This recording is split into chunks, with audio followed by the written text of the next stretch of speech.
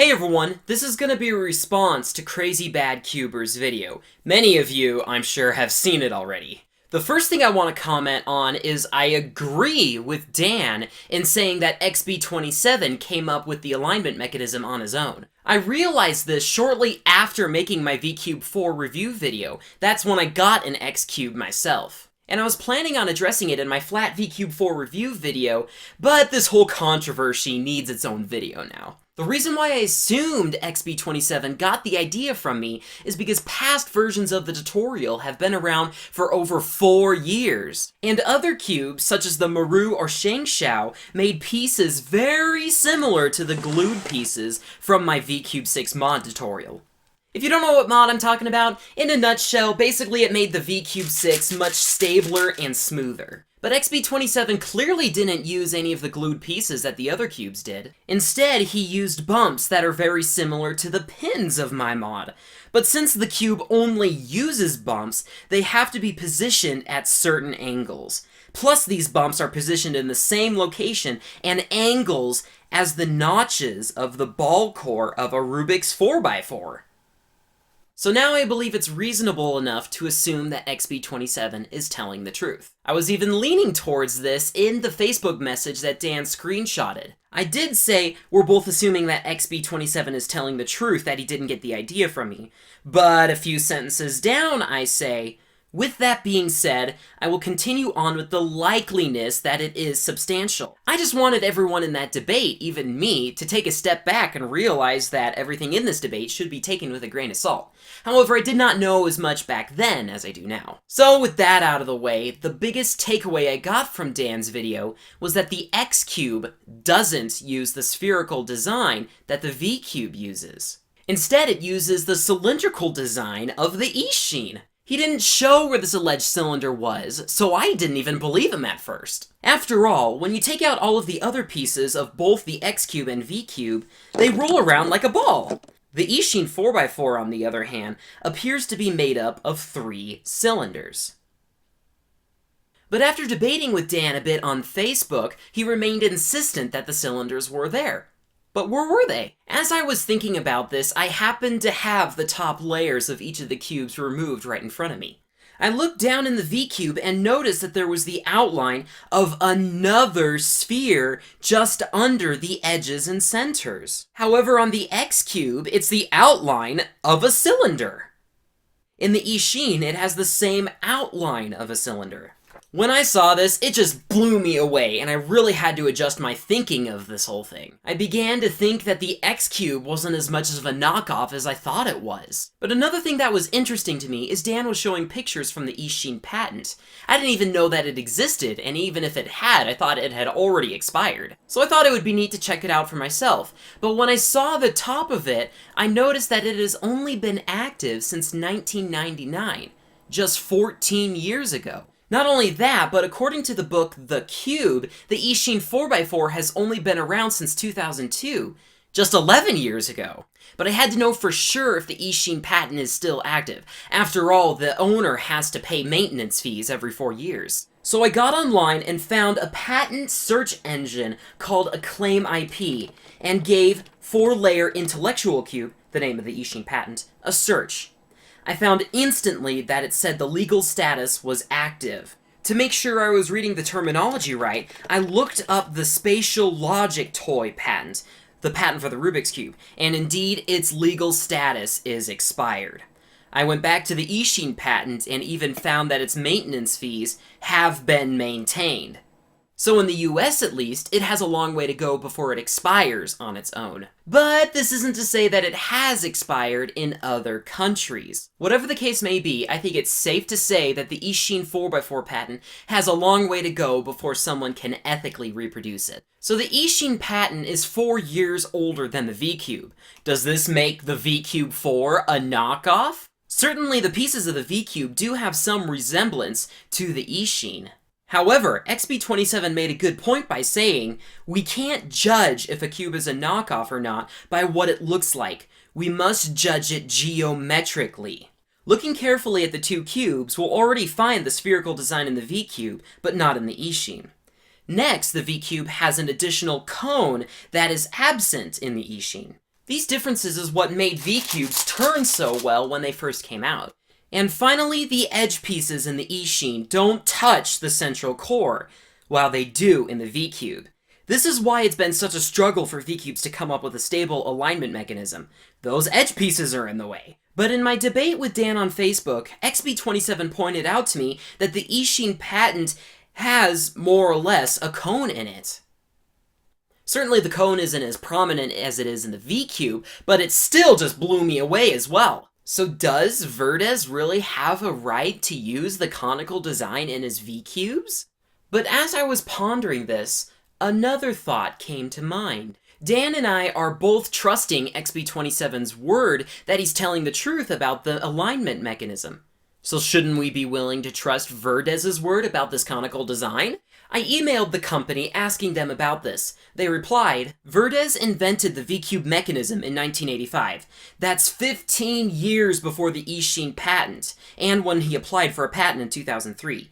He didn't even know the existence of the Eachine mechanism. With that said, I definitely feel it's worth it to credit Verdes with the conical design. But one thing puzzled me. This cone was never implemented into the Eachine cube. So why is it in the patent? I tried contacting Eachine about this, but only got one rather unhelpful response, and afterwards no other contact. So I decided to modify my Eachine and see if any problems came up that would have prevented them from implementing this into the final cube. I sanded down the pieces on the white side, but left the yellow side alone so I could compare the two. Stability remained pretty much the same. However, I found I was able to pop out the edge pieces on one modified side, just like I can on a typical 3x3, but on the yellow side, I wasn't able to at all. If they wanted to release this cube where cubers were able to adjust tensions for probably the first time in a 4x4, I can see how this would be a concern. So why would Verdes even want to steal an idea like this if it wasn't part of a radically different mechanism? So just like XB27 should be credited with his alignment mechanism, Verdes should also be credited with his conical design. So does this mean that the X-Cube is really a knockoff of both the Eachine and the V-Cube? Well, technically speaking, yeah. But I think it's clear from Dan's video that XB27 didn't have any ill intentions. Plus, with his cube being about the same price as the V-Cube, and being inferior in quality, it's definitely not affecting any V-Cube sales. So I really don't see any other reason to look down on him. I actually applaud him for coming up with the design on his own. But are V-Cubes still justified in using the alignment mechanism? I'm sure in V-Cube's eyes it does. I mean, in the US media, we're certainly bombarded with movies that not only portray revenge, but encourage it. In the movie Taken, for example, we're supposed to applaud the father for getting revenge on his enemies, even those that cooperate with him. So why is a company so negatively judged for actions that may seem like revenge? Now, admittedly, I probably have gone over my bounds with this point, but I couldn't help associate the two. But on the other hand, it's clear that V-Cubes have been against people who buy knockoffs. So it definitely would have made a better argument if they had released a cube with completely original design. But in the midst of all of this controversy, I think it's easy to forget just what V-Cubes have done for the cubing community. Those that have been cubers for over 5 years will remember that back then, the only decent 5x5s out there were Eachine, QJ, and Mefferts. Think ShengShou being up here, and Rubik's being down here. Eachine, Mefferts, and QJ would have all been hovering around this area. There wasn't much choice in a good 5x5 speed cube out there. But then, V-Cubes came along and introduced a revolutionary mechanism that opened the door for a whole new range of world records. These cubes, though required modifying, were a breath of fresh air with their smooth rotation and their wide corner cutting.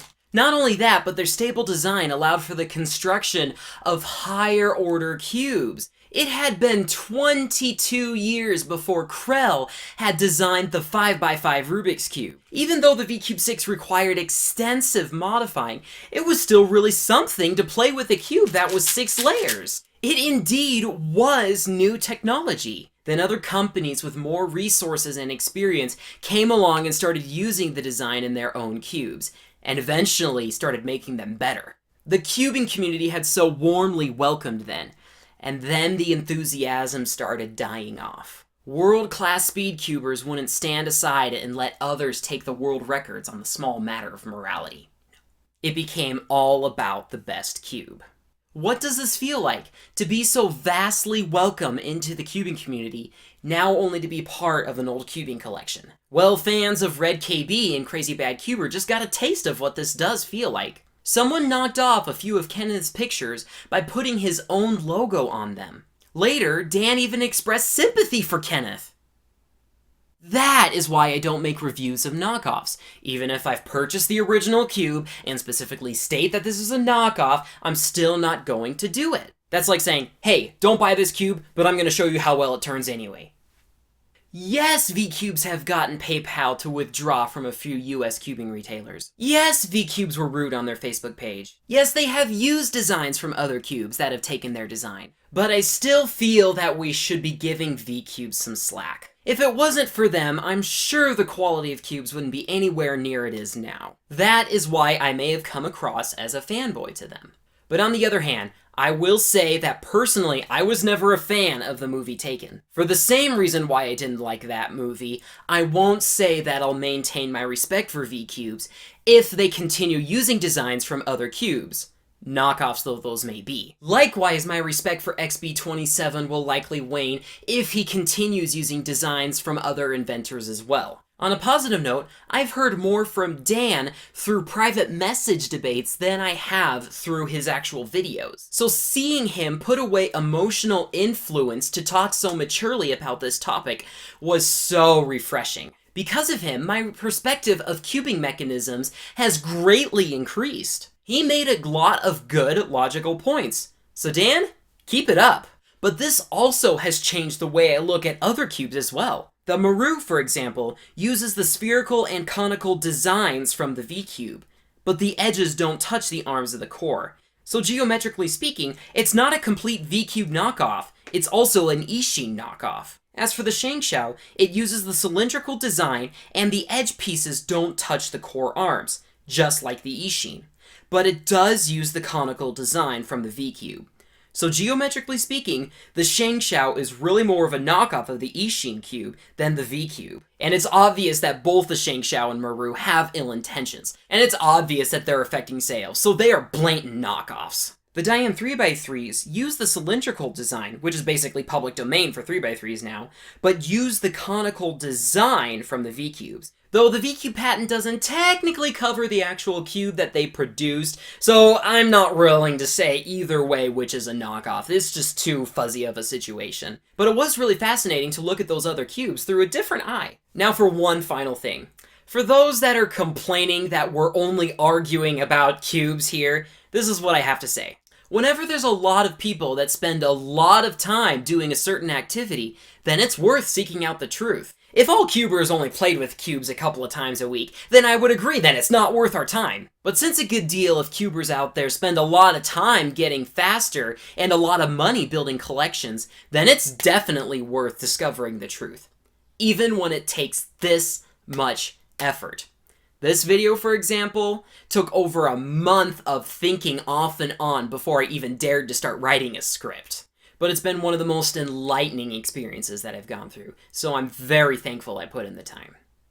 Thank you all for watching.